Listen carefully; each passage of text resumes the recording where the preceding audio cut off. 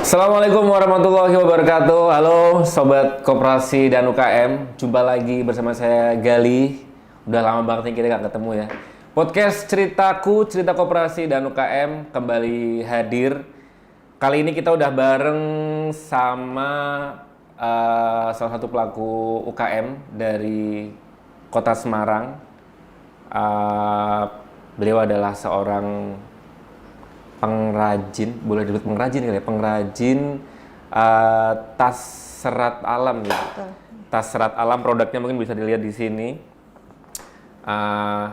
Produknya terbuat dari apa, ceritanya seperti apa, kita bakal kulik hari ini. Kita udah bareng sama Bu Yuli. Yeah. Bu Yuli, beliau adalah owner sekaligus pendiri dari UKM Melati Wangi. Bener ya Bu ya, Melati Wangi ya. Oke, langsung aja kita ngobrol-ngobrol sama Bu Yuli. Selamat pagi Bu Yuli. Selamat pagi Mas Gali. Mungkin sebelum kita ngobrol lebih lanjut soal produknya nih Bu, saya tertarik sama namanya nih Bu. Namanya tuh Melati Wangi. Ini kalau saya pertama kali dengar gitu, Melati Wangi itu yang kebayang kan melati Bu ya, kayak malah semacam produk apa teh gitu. Atau mungkin apa tuh yang suka buat kalungan manten itu Bu. Oh. Pokoknya intinya berbau melati lah. Sebenarnya kalau dari Bu Yuli sendiri kenapa ngasih nama Melati Wangi ini, ceritanya gimana? Apakah ada hubungannya sama melati atau gimana? Monggo bisa diceritakan Bu. Oke. Terima kasih Mas Gali untuk kesempatan dan waktunya. Kalau untuk nama Melati Wangi sendiri itu sebenarnya kami pengen ngambil gampangnya aja, yaitu di mana tempat tinggal kami atau lokasi kami mempunyai usaha itu di Jalan Melati Harjo, seperti itu. Oh. Jadi kita ngambil gampangnya, ngambil melatinya. Jadi kalau Melati Harjo lagi kan nanti mungkin nggak diperbolehkan gitu kan, atau kurang punya spesifikasi gitu. Jadi kita ngambilnya Melati Wangi. Oke. Biar lebih gampang diingat juga, seperti itu, nggih. Biar juga membawa harum nanti daerah di berarti sekitar. nggak ada hubungannya sama melati, Nggak sama ada, bunga nggih. melati Bu ya? Nggih. Dari Melati Wangi itu jadi dari Melati Harjo. Melati Harjo, nggih. Kenapa nggak Harjo Wangi? Jadi Melati Wangi Bu ya? Wanginya itu berarti ya harapan aja biar Ya, harapannya bisa membuat harum kata-kata yang positif Indonesia. gitu ya, Melati Wangi gitu ya. Kalau boleh tahu udah dari kapan berarti Bu memulai usaha Melati Wangi ini? Kalau usaha di fokusnya tas serat alam ini baru di tahun sekitar 2017 Mas Gali. Iya. Sampai sekarang mungkin sekitar 5 tahun. Oh. Tapi sebelumnya itu saya sudah membuat usaha kecil-kecilan juga, yaitu membuat mukena dan hijab seperti itu. Cuman belum kami branding dengan nama Melati Wangi. Oke. 2017 itu berarti mulai tas serat alamnya. Kalau mukena dan yang lain itu udah dari kapan? Sebelumnya. Itu udah pakai brand Melati Wangi juga atau? Belum.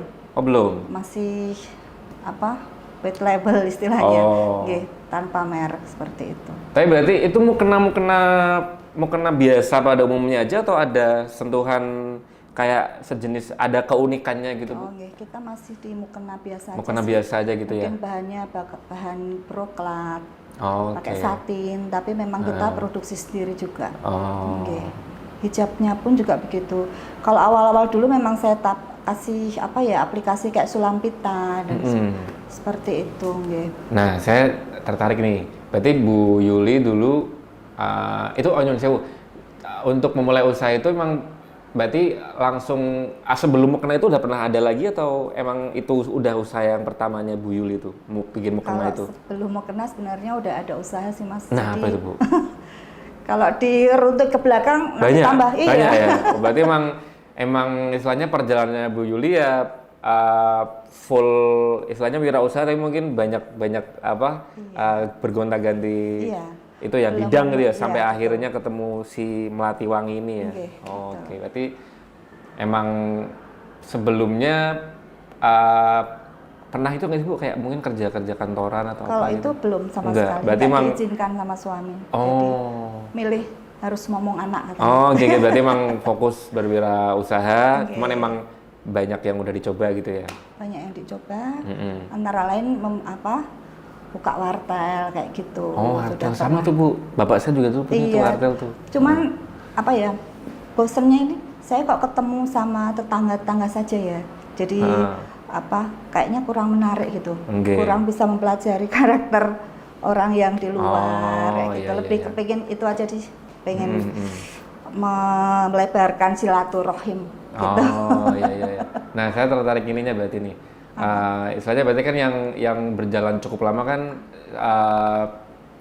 produksi mukena tadi, Iya. terus akhirnya berganti ke tas serat alam. Nah, Iya. itu latar belakangnya tuh apa Bu? Maksudnya akhirnya bikin Bu Yuli pindah dari yang awalnya produksi mukena sampai akhirnya kayaknya ganti aja deh, ganti ke tas, terus kok akhirnya spesifik ke tas serat alam itu perjalanannya gimana itu?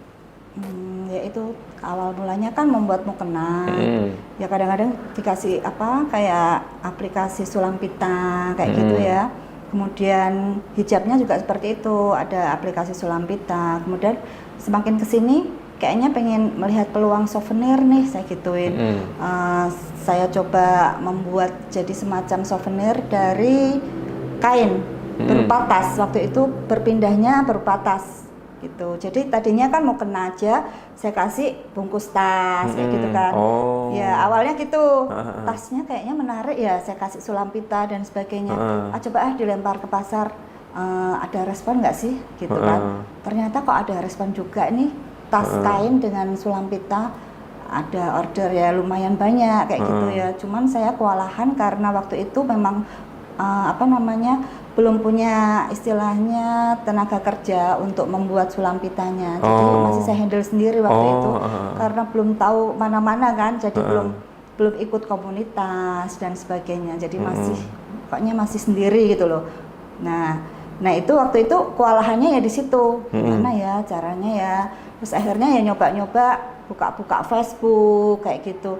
Lihat dinas koperasi itu seperti apa sih gitu. Dan saya mulai follow dari situ. Kemudian saya masuk ke situ, tanya-tanya kalau pas ada pelatihan, boleh nggak sih ikut kayak gitu. Ya awal-awalnya seperti itu sih, bisa gabung ke komunitas seperti jadi binaan Dinkop dan sebagainya ya awal-awal seperti itu. Jadi ya terus semakin kesininya semakin punya temen gitu kan, mungkin ketemu komunitas yang memang bisa membuat sulam pita, jadi kami bergabung seperti itu. Berarti emang perpindahannya cukup smooth ya Bu ya, maksudnya nggak yang tiba-tiba dari mukena terus pindah tas gitu kan, enggak ya, jadi dari mukenanya dikasih tempat, berarti kan tasnya itu kan karena Bu Yuli dulu produksi untuk tas mukenanya kan sebenarnya kan, produksi tas dari mukena. Kok kayaknya bagus nih. Gitu.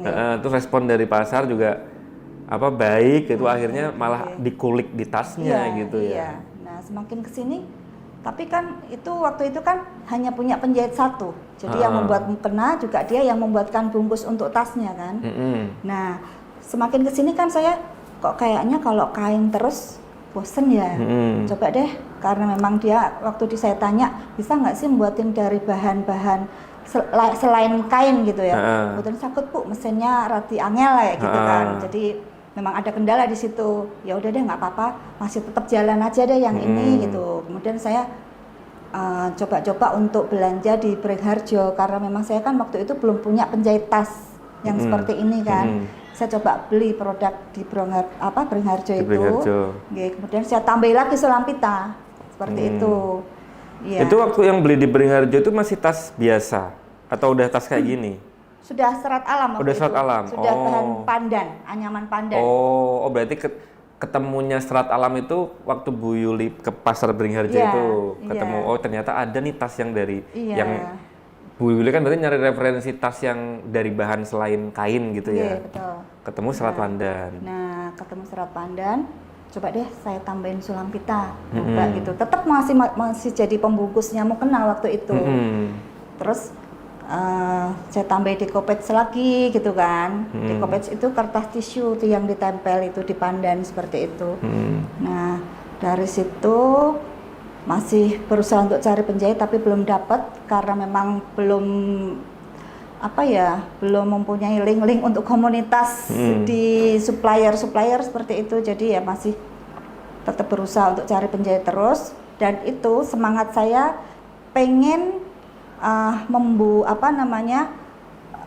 istilahnya pengen memasarkan produk jadi tersebut sampai ke luar negeri waktu itu. Jadi saking semangatnya saya, karena kebetulan kan ada tante yang punya usaha di Belanda. Jadi tante kebetulan kan buka warung makan di sana. Jadi karena semangatnya saya, saya pasarkan meskipun belum produk sendiri, tapi saya berusaha menambah aplikasi kayak Sulampita, Decopage. Saya coba jual ke sana, ya alhamdulillah ada respon bagus. Oh, akhirnya udah dijual ke sana? Langsung. Lewat tante itu? Iya, pokoknya semangatnya itu yang saya ini harus bisa gitu loh. Nah, ketika di sana sekitar tahun berapa ya waktu itu ya, di tahun 2018-19 mungkin ya. Saya agak lupa. Ada koreksi dari tante waktu itu. Karena saya kan membuat Decopage-nya itu gambar kota-kota Amsterdam. Jadi tasnya Decopage. Iya, Decopage itu berarti ininya maksudnya apa gimana? Iya, itu kan cuman tempelan tisu. Jadi ya yang bisa dipesan seperti itu, bisa dibuatkan gambar apa aja. Nah, saya waktu itu mengambilnya gambar Amsterdam, kota-kota Amsterdam, kayak noni-noni Amsterdam. Nah, saya kan udah langsung kirim ke tante waktu itu, terus dikoreksi, yo gak pas no kalau Pandan dikasih Decopage kota Amsterdam, jadi mending kamu ngambilnya ya gambar batik atau apa ketika itu. Ya tapi tetap terjual, cuman agak kendor waktu itu ya. Oh gitu ya, boleh. Ya udah deh, saya berarti slow aja deh. Saya cuman mikirnya gini, lah iya wong produk jadi ternyata bisa ya, sampai bisa ekspor gitu loh, maksudnya meskipun itu ekspornya ya cuman kecil-kecilan karena pemula seperti itu. Nah di sini ya kemudian saya terus mengulik cari penjahit yang memang pas, yang memang saya butuhkan, dan akhirnya dapat ya sampai sekarang gitu. Semakin kesini semakin saya berusaha untuk membuat sesuatu yang unik dan beda dengan yang lain.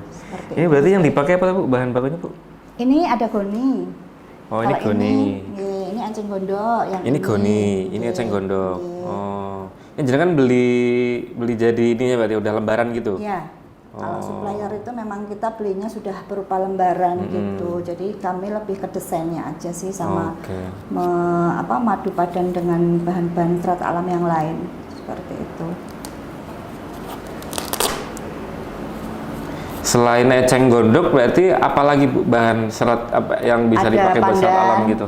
Ada pandan, ya, kemudian ada juga rotan. Rotan? Ya, rotan ini yang buat kursi itu? Enggak. Nah itu saya. Lah apa enggak itu Bu, apa enggak? Itu limbahnya loh, gitu? Saya pakainya yang limbahnya. Jadi bekas-bekas. Sisa-sisa buat itunya, buat bikin furnitur gitu-gitu? Iya. Pak, saya coba-coba karena kan saya belum ngerti tempat-tempat gitu ya, yang mana sih yang bisa dibeli lembaran kayak gitu kan. Memang saya orangnya sukanya ya muter-muter kota Semarang aja gitu kan. Masih malas untuk cari di online. Kadang-kadang hasilnya karena nggak sesuai. Dulu saya beli goni itu di online, bolongnya besar-besar, jadi agak kapok gitu kan. Jadi mending cari-cari di seputar Semarang aja. Dan itu ya limbah-limbah kayak bekas kursi yang agak sobek dikit, kemudian dibuat tas seperti itu. Kalau tas-tas kayak gini tuh perawatannya gimana sih Bu? Maksudnya kalau saya kan lihatnya kayaknya itu ya ringkih ya sih. Gitu. Maksudnya sebenarnya kalau untuk perawatan sih simple Mas. Jadi tinggal diangin-angin. Jangan ditaruh di tempat lembab atau lemari gitu. Jadi ya di ruang terbuka aja naruhnya. Kalau misalnya kayak kehujanan gitu, basah tinggal dilap aja. Iya. Untuk lukisannya juga aman karena sudah ada laminasi juga. Kalau mulai mengaplikasikan ini kayak lukisan-lukisan gini, terus ini dari kapan Ibu? Ini dari belum lama kayaknya sih Mas, baru sekitar 1 tahun. 1 tahun jadi ini. Ya karena benefitnya ikut pelatihan-pelatihan dari dinas koperasi terutama, ya dari dinas-dinas yang lain itu kan kita bisa ketemu dengan teman-teman gitu kan, teman-teman UKM juga yang memang dia mungkin konsen di lukisan dan sebagainya, jadi seperti artisan gitu loh. Jadi memang dia fokus di lukisannya aja. Nah, ketika itu saya melihat peluang nih di situ, berarti yuk kita kolaborasi yuk, saya gitu. Jadi nanti saya tolong buatkan di tas saya lukisan-lukisan dengan tema-tema tertentu seperti itu. Misalnya ada tema pas waktu Imlek saya ngambil noni-noni Tionghoa kayak gitu. Nah ini juga apa namanya orang gadis Papua. Jadi ada tema-tema tertentu, Mas. Di samping kita juga bisa membuatkan custom, misalnya untuk foto-foto pribadi atau apa juga bisa. Waktu itu ketemu sama pelukisnya ini, ya di pelatihan itu berarti? Ya, lebih di pelatihan itu. Waktu itu lagi pelatihan apa kalau boleh tahu, Bu? Macam-macam sih, Mas. Jadi kayak ada pelatihan digital marketing, cara membuat foto produk yang bagus seperti apa. Terus juga diajari bagaimana mengelola IG yang baik, yang bagus seperti itu sih. Oh, pelatihannya mungkin nggak spesifik bahas soal inovasi produk, cuman karena ketemu di pelatihan itu, sama-sama pelatihan, sama-sama pelaku UMKM, Bu Yuli produksi tas serat alam, terus kebetulan ketemu sama pelaku UMKM lain yang bisa gambar gitu, nggih. Oh, akhirnya begitu juga suppliernya juga gitu. Jadi ketemunya ya pas ada pelatihan. Jadi dia membawa waktu itu box kayak tempat tisu. Ini apa sih bahannya? Saya gitu kan. Ini pelepah pisang, Bu. Wah, yuk kolaborasi yuk, saya gitu aja langsung. Jadi ya seketika itu juga saya kayaknya punya minatnya, kayaknya bisa nih dibuat kolaborasi. Saya bisa ya minta tolong nanti buatkan yang mungkin ukuran berapa untuk lembaran seperti itu. Nah, yang terakhir ini saya juga ketemu waktu ikut semacam pendampingan Kemenkop, ketemu produsen yang membuat serat kelapa. Serat kelapa? Iya. Serat kelapa itu berarti yang dari itunya, apa? Buahnya itu, yang bungkus buahnya itu bukan? Nggih. Itu nanti apa ya istilahnya, dipecah-pecah mungkin ya. Pecah-pecah kemudian ditipiskan apa dipres gitu. Nah, gitu. Oh, jadi bisa dipakai juga buat ini, buat bahan tas. Baru buat satu langsung dibeli sama itu produsennya itu. Pokoknya ini harus punya saya, Bu. Lah, ini baru satu kan gitu. Harus terbang ke Makassar. Ya wis, mahal loh tapi nggak apa-apa, Bu, saya mau. Di sana akhirnya berapa hari kemudian, Bu Yuli saya bisa membuat nih meskipun nggak bagus katanya. Jadi di ATM sama mereka. Berarti emang istilahnya core-nya Melatiwangi itu atau idenya Bu Yuli itu ya memproduksi tas yang bahan-bahannya itu dari serat-serat alam. Mungkin kalau di masa depan, oh ternyata ada serat alam apa lagi nih, ya bikin aja gitu ya. Tetap harus seperti itu. Itu sejauh ini berarti udah berapa macam, Bu? Maksudnya ada apa namanya, eceng gondok, kan pandan. Oh, pandan ya, pandan. Awalnya itu pandan, kemudian yang kedua adalah saya buat eceng gondok. Kalau goni kan lebih gampang didapatkan ya di Semarang, jadi ya nggak terlalu explore sekali gitu kan. Jadi setelah itu baru rotan. Rotan, kemudian apalagi yang ini serat kelapa ini. Yang terbaru itu berarti. Cuman belum bisa membuat lagi. Ya karena baru punya satu sudah dibeli jadi. Itu biasanya infonya emang datang ke Bu Yuli atau Bu Yuli yang apa riset gitu-gitu? Iya, saya yang ngeriset sukanya. Cari-cari gitu ya. Jadi ketika ada ya semacam pendampingan, pelatihan, otomatis kan kita dimasukin dalam satu grup nih. Nah dari situ saya melihat ini usahanya apa sih? Usahanya gitu. apa, bahannya apa gitu ya. Terus kadang bisa nggak dibawa ke sini gitu ya? Nah seperti itu sih. Iya, mungkin emang benefitnya ngikut pelatihan, ikut komunitas gitu, Bu ya. Di samping mungkin emang ilmunya kita jadi update, jadi terbarui, kita juga ketemu sama pelaku-pelaku usaha yang lain gitu ya. Jadi yang keren-keren. Yang tadinya mungkin kita nggak kepikiran, ternyata oh bisa nih dilakuin sama dia, berarti bisa juga kalau dibawa ke sini gitu ya. Iya, betul Mas. Oke. Kalau ke depan mungkin ada nggak sih, Bu Yuli mungkin udah kayak punya semacam inovasi tapi yang masih belum tahu bakal jadi apa enggak karena mungkin masih ngawang gitu, ada nggak? Kayak bayangan masih random aja gitu. Ada. Apa tuh? Ada, pokoknya pikiran ini kayaknya banyak banget yang pengennya diwujudkan jadi sebuah atau produk. Mungkin Ini kan selama ini kan berarti masih tas kan? Nggih. Kedepannya mungkin bakal ada apa gitu? Ya, kedepannya saya mikirnya dari limbah-limbah ini kan limbahnya mesti banyak mas, ada guntingan-guntingan kecil, saya pengen jadikan kayak semacam anting-anting, kemudian kalung, gitu kan tentunya unik dan belum diambil sama orang lain peluang itu. Tapi gimana cara membuatnya? Karena semuanya juga saya butuh teman juga kayak gitu, kolaborasi juga. Jadi biar memudahkan untuk mewujudkan produk tersebut. Kalau pangsa pasarnya ini Bu Yuli, di bayangan Bu Yuli yang beli produk-produk ini tuh siapa Bu? Kalau sesuai sama target marketnya Melati Wangi ya, jadi ya memang selama ini yang beli itu rata-rata orang yang tinggal di perkotaan. Jadi terutama Jakarta ini kayaknya menyukai banget produk-produk seperti ini yang mempunyai yang menggunakan bahan serat alam. Terus di usia sekitar paling 30 sampai 50, 55 juga ada. Seperti itu sih, mungkin wanita pekerja juga dengan omset kira-kira sekitar 4 sampai 4 ke atas lah. Seperti itu. Okay. Kalau dari Bu Yuli sendiri konsumennya rata-rata emang dari sana Bu? Iya, kebanyakan dari sana. Iya. Kalau sudah nyoba kayak di IG Ads itu nyoba untuk menjangkau misalnya Bali dan Surabaya, kayaknya nggak begitu direspon sama mereka. Mungkin kebanyakan emang beli produk yang udah ready gini apa request custom, Bu Yuli saya mau bikin dong yang modelnya kayak gini, gambarnya ini gitu-gitu. Ada beberapa yang seperti itu, ada yang memang sudah kami buatkan dan itu dibeli.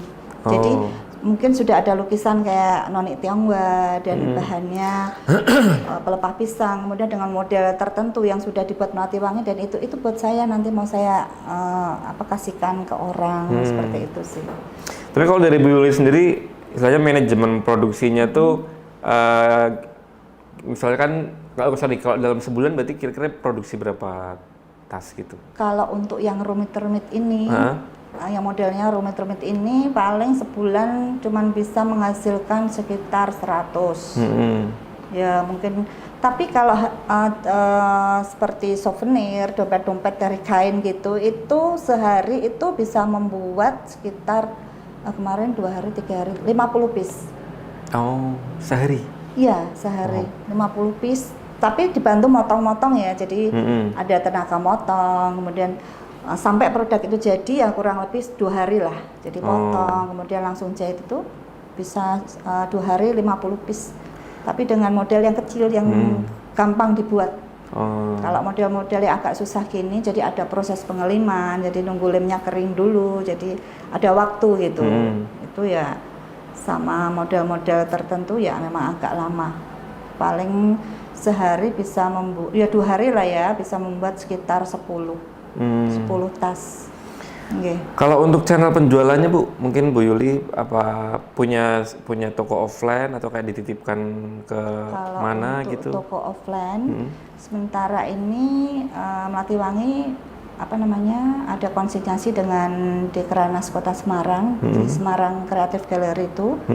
Jadi kita sifatnya lebih konsinyasi dan juga dibantu untuk pameran-pameran seperti itu. Kemudian ada juga di Bandara Ayani, karena kebetulan kan Melati Wangi juga ikut binaannya Dinkop Jateng, jadi masuk juga di Dekranasda Jateng, jadi ada di Bandara Ayani juga, sama bandara di Jogja.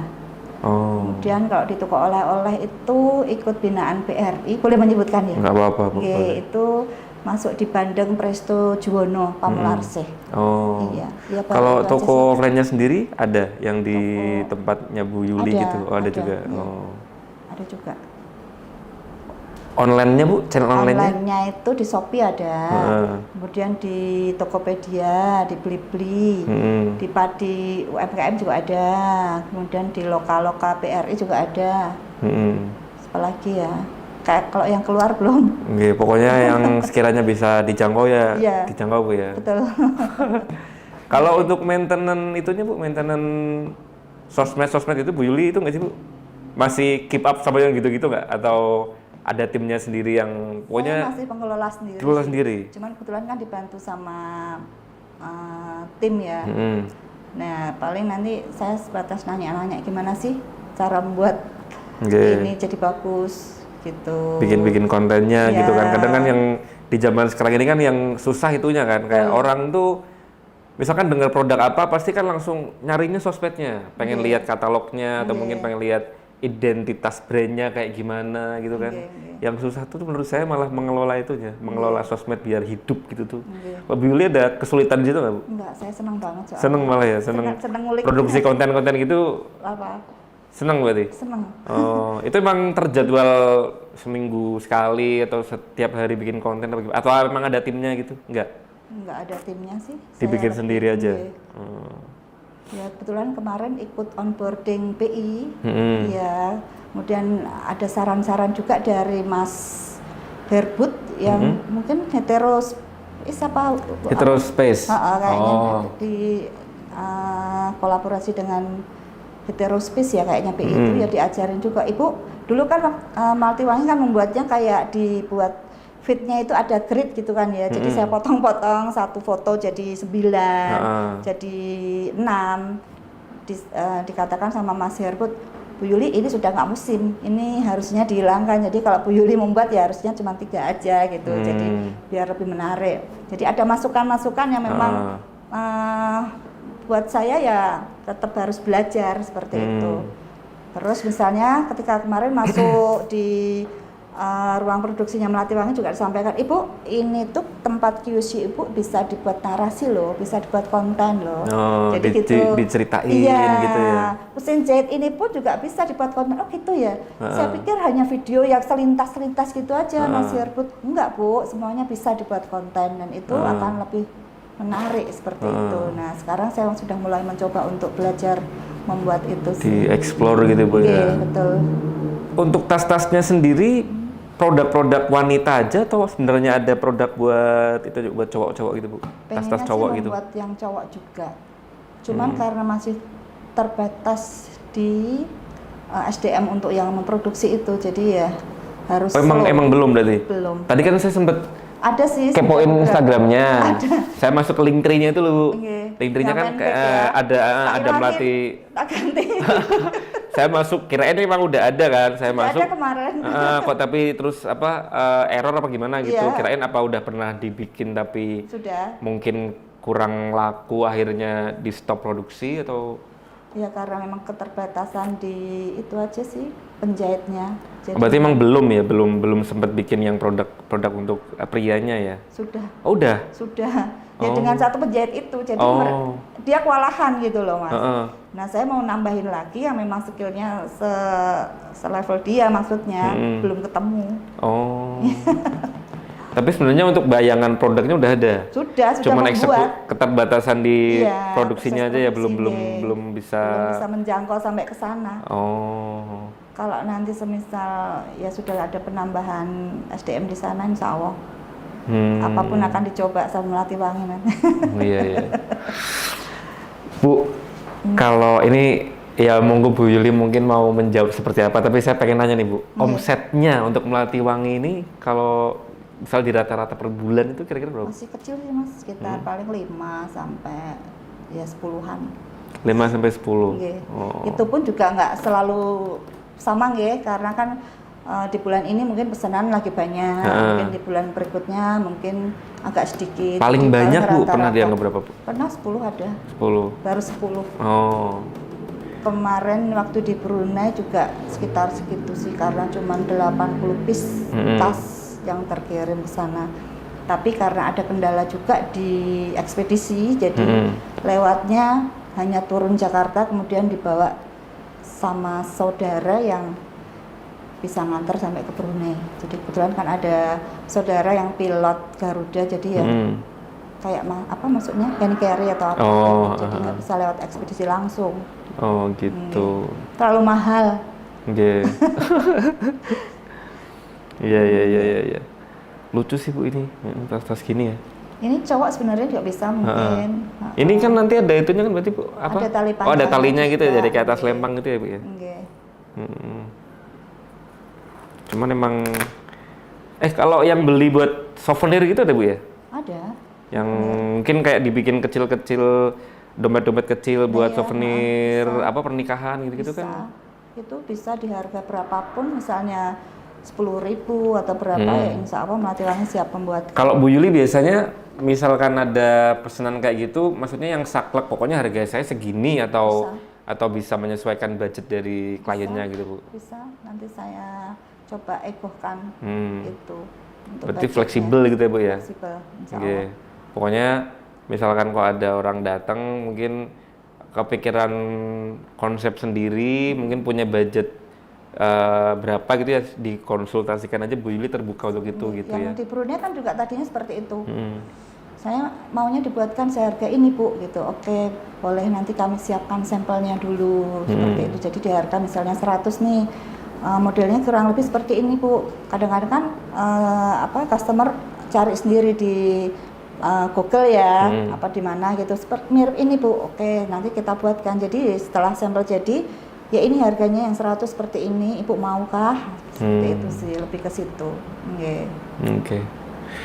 Kalau kedepannya Bu Yuli udah cukup yakin dengan tasrat alam ini, maksudnya dalam artian pokoknya usaha saya ya di sini, kedepannya berarti gimana cara pokoknya dikembangkan aja, atau tetap ada kemungkinan kayak apa ya?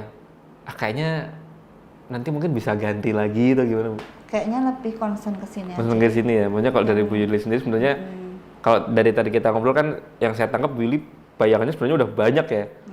Udah eksplorasi dia tuh di kepala udah banyak, cuman malah justru terkendala di tim produksinya yang belum bisa mengakomodir itu gitu ya. Jadi ya udah ada di sini dulu aja. Cari yang amannya dulu. Insya Allah nanti kalau ada SDM yang memang bisa bantu lagi di bagian produksi, tentunya akan buat yang lain-lain. Kalau goal besarnya Bu Yuli apa Bu? Yang maksudnya di Melati Wangi ini, Bu Yuli lihat mungkin 5-10 tahun ke depan tuh bakal mencapai titik apa gitu, kayak saya pengen kesini nih gitu. Iya, pengennya bisa menjadi supplier di 5 benua butik-butik gitu. Pengennya. Ya, kedepannya itu sih. Udah punya istilahnya channel-channel di 5 benua gitu ya, tinggal kirim ke sana, Iya, kirim ke sana, pengennya seperti gitu, itu sih cita-citanya, insya Allah. Oke, Bu Yuli, terakhir mungkin bisa di-share ke teman-teman pelaku UMKM Jawa Tengah khususnya atau di manapun lah,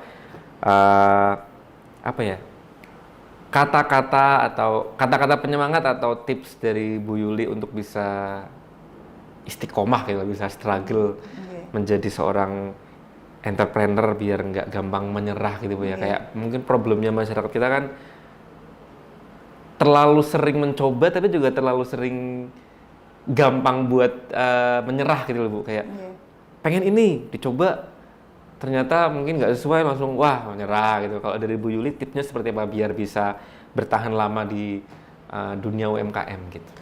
Kalau tips dari Melati Wangi sendiri ya pengennya kalau kita membuat usaha itu ya jangan hanya diniatkan aja, misalnya kita pengen nih buat usaha, awal-awal usaha buat apa ya. Nah kalau hanya niat pengen buat ini nih tapi nggak diwujudkan, nggak ada action, tentunya juga hanya niat kan gitu. Jadi memang kita harus action, ada action dan harus melakukan dan mewujudkan menjadi sebuah produk. Nah setelah produk itu jadi tentunya nggak hanya itu, dengan produk ini apa nih yang harus saya lakukan, dengan mungkin memasarkan.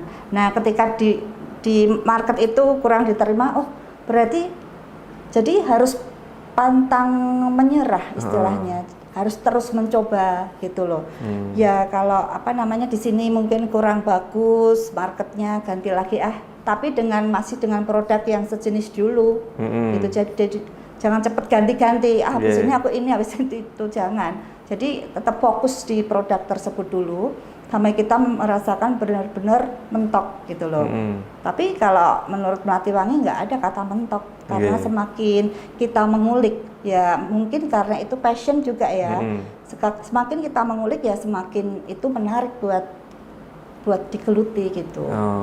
Iya, lebih ke situ sih. Itu berarti kalau dari Bu Yuli intinya kalau memang ada kemauan untuk berwirausaha bikin satu produk tertentu, ya jangan hanya dipikirkan, tapi diwujudkan. Iya, harus diwujudkan. Terus ada actionnya, diproduksi, Iya. ketemu produk, jadi produknya seperti ini, coba dipasarkan. Kalaupun ternyata memang